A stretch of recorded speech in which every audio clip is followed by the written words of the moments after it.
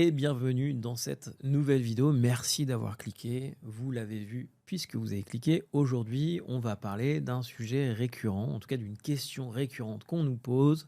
Comment gérer la pression de mon boss et surtout, est-ce qu'il faut que je la fasse redescendre et comment la faire redescendre à mon équipe? C'est une thématique récurrente, notamment parce qu'on travaille de plus en plus dans un contexte où il y a de l'incertitude, où c'est de plus en plus compliqué de prioriser nos tâches et qu'effectivement on peut avoir l'impression parfois quand on est manager d'être entre le marteau et l'enclume. On se pose des questions, on a des injonctions qui sont parfois, alors elles ne sont pas complètement orthogonales mais un peu paradoxales. On nous demande d'aller vite mais de ne pas oublier d'envoyer notre reporting. Bon bref, je donne cet exemple, je m'égare déjà un petit peu, mais tout ça pour dire effectivement qu'aujourd'hui on va parler de cette pression qu'on ressent au quotidien, de voir comment on peut clarifier au maximum les choses et savoir quoi en faire une fois qu'on a clarifié les choses avec son équipe. Le premier point important, c'est essayer de clarifier ce qu'on entend par pression. Parce que pression, c'est un terme un peu générique, pas forcément très clair. Avant de réagir, effectivement, c'est intéressant de clarifier si cette pression, c'est avant tout la manière dont votre manager vous transmet un message ou si c'est un sujet de fond. Le contenu, la demande en elle-même,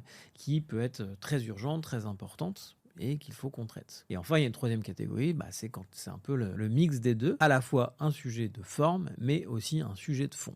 Alors, on va essayer de voir comment traiter déjà, dans un premier temps, cette pression lorsqu'on parle d'une question de forme. Alors, dans ce cas de figure, souvent la demande est légitime, mais c'est la manière dont elle est formulée qui peut poser problème. On a, par exemple, un manager qui nous parle sur un ton sec, très directif, qui peut nous interrompre dans une tâche qu'on est en train de faire, par exemple. Il peut y avoir aussi parfois une question de manque de politesse, manque de respect. Ça arrive quand le contexte est un peu compliqué. On peut avoir le sentiment, alors je vais peut-être pas parler d'agression, mais en tout cas le sentiment de dire là, la personne m'a mal parlé. En tout cas, c'était pas correct de mon point de vue, la manière dont il m'a parlé. Dans ce cas de figure-là, l'objectif, c'est de préserver la relation en posant des limites claires, c'est-à-dire de parler de ce sujet de forme. Peut-être d'aider son manager à mieux formuler ses messages. Car oui, votre manager est un humain comme vous. Il a ses qualités et ses défauts dans sa propre gestion de la pression et ça peut être aussi intéressant d'évoquer ce sujet. Je vais vous donner quelques pistes pour y arriver. Le point essentiel, c'est de formuler un feedback. Mais ce feedback, on va essayer de ne pas le faire à chaud. On va essayer de profiter d'une occasion un peu plus au calme. Ça peut être un point individuel régulier que vous avez à la personne ou un café que vous prenez, je ne sais pas, à la fin de la semaine, vendredi matin avec lui, pour évoquer ce sujet. Ce point-là est très important. C'est-à-dire que lorsque c'est chaud, on ne va pas pouvoir... En tout cas, le message qu'on formulerait ne serait pas entendu correctement. Donc, je vous invite vraiment à encaisser sur le moment et à prendre un petit peu de temps derrière, à froid, pour formuler un feedback. J'ai fait une vidéo complète sur le feedback que je remettrai en lien. Alors, peut-être qu'elle s'affichera sur l'écran au moment où vous me regardez. Sinon, elle sera en description de cet épisode. Peut-être les deux également. Pour vous donner une technique pour formuler un feedback qui marche à chaque fois. Je vais vous la rappeler de manière très très synthétique ici, mais allez voir la vidéo si vous voulez des conseils un peu plus approfondis. Un bon feedback, ça tient en 4 points. Le premier point, c'est donner le contexte, expliquer la situation. À tel moment de la journée, quand tu m'as parlé de ce sujet, pas dire tu fais tout le temps ça ou tu réagis souvent de cette manière. Non, on n'est pas là pour faire des généralités, on est là pour donner un feedback sur quelque chose de précis qui s'est passé dans votre relation. Le second point d'un bon feedback, c'est l'observation. Dire ce qui s'est objectivement passé. Tu m'as interrompu sur un ton sec, alors que j'étais concentré sur la relecture de ce contrat. Troisième point, parler de l'impact. Quel impact cette observation a eu pour vous? L'idée, c'est de partager son ressenti ou les conséquences de l'action de votre manager. Par exemple, je me suis senti tétanisé ou j'ai pas pu répondre efficacement puisque j'étais concentré sur un autre sujet. Enfin, quatrième et dernier point, on parle des prochaines étapes, proposer une amélioration ou ouvrir la discussion pour avoir quelque chose de constructif. Par exemple, est-ce qu'on peut trouver une autre manière de se dire les choses pour éviter que ça se reproduise et que ce soit pénalisant pour nous deux? Par exemple, est-ce qu'on peut trouver une autre manière de se dire les choses un peu plus calmement? Voilà, donc l'idée, c'est de prendre un temps à froid lorsque c'est une question de forme pour bien formuler son feedback et qu'il soit surtout entendu. Ce qui est intéressant avec cet exercice du feedback, c'est que ça peut être aussi un effet miroir pour vous en tant que manager. Quand vous êtes confronté à ce genre de situation où quelqu'un vous parle de manière assez sèche, moi, en tant que manager, est-ce que je fais attention à la manière dont je parle aux gens de mon équipe? Donc c'est super intéressant. Dans ce cas de figure-là, cette question de forme, Mon conseil, c'est de simplement garder cette discussion entre vous et votre manager. Vous n'avez pas besoin de la redescendre à votre équipe, si ce n'est de jouer avec cet effet miroir pour vous assurer que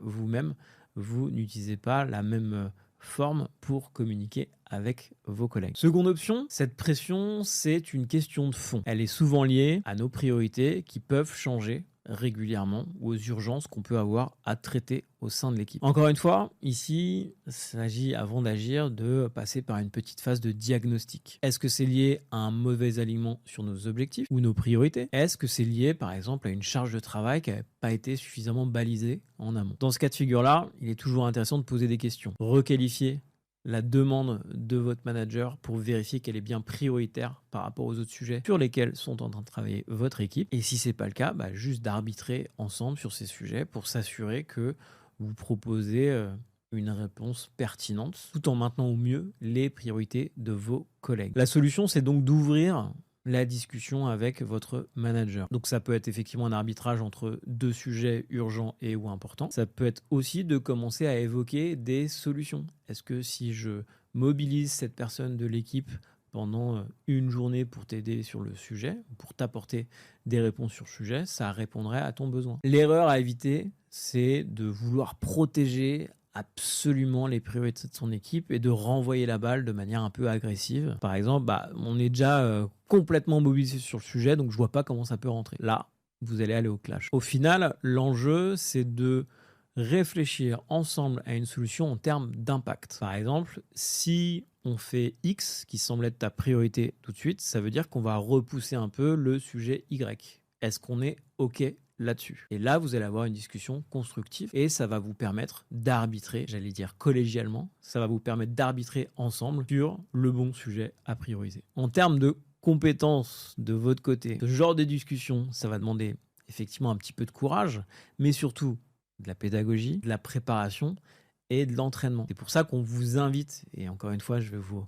remettre le lien de cette vidéo sur le feedback, à travailler le feedback au quotidien et pas que quand c'est chaud et pas que quand il y a du recadrage à faire, mais aussi quand on va parler de progression à nos collègues, quand on va les féliciter et célébrer avec l'équipe des petites victoires qui sont passées, parce que cette capacité à formuler du feedback, elle va vraiment vous être utile et elle va devenir quasiment naturelle quand vous aurez à équilibrer les choses avec votre manager et à parler de manière constructive de ce sujet qui peut créer un peu de pression dans votre relation manager-manager. Alors là, vous vous dites sans doute, Baptiste, c'est génial ce que tu nous racontes, mais tu nous as pas dit s'il fallait ou pas faire redescendre cette pression au niveau de notre équipe. Dans le cas numéro 1, si c'est une question de forme, si la demande de votre manager est mal formulée, c'est globalement inutile de le faire redescendre à l'étage d'en dessous. Ou en tout cas, ça ne sert pas à grand chose de le faire redescendre tel que. Vous pouvez faire un rappel sur le fait que quand on se parle, c'est plutôt bien de mettre les formes et d'éviter de se déranger quand on est concentré. Si je reprends l'exemple que j'ai pris tout à l'heure, votre rôle, ça va être surtout de filtrer, de reformuler, de ne pas mettre de l'attention de manière inutile. Dans le second cas, en revanche, celui du fond, si la pression vient d'une vraie urgence ou d'un arbitrage que vous avez décidé qui n'était pas prémédité avec votre manager, vous avez besoin de vous adapter au contexte qui est devant vous, alors oui, il faut la faire redescendre, mais pas n'importe comment. Il s'agit de prendre le temps d'expliquer les raisons de cet arbitrage, quels sont les nouveaux paramètres qui font qu'aujourd'hui, on dépriorise certains sujets pour en reprioriser d'autres, et aussi de parler des garanties, ou en tout cas de témoignages de la bonne compréhension de votre manager commun de ce réarbitrage. OK sur le décalage de deadline, par exemple, sur les livrables qui ont été dépriorisés. Tout ça va contribuer à un partage des nouveaux enjeux sans forcément que on transmette cette pression. Ensuite, quelque chose de beaucoup plus constructif va avoir lieu dans les discussions avec vos collègues. Sur ce second point, je pense que la chose à bien avoir en tête, c'est d'expliquer le pourquoi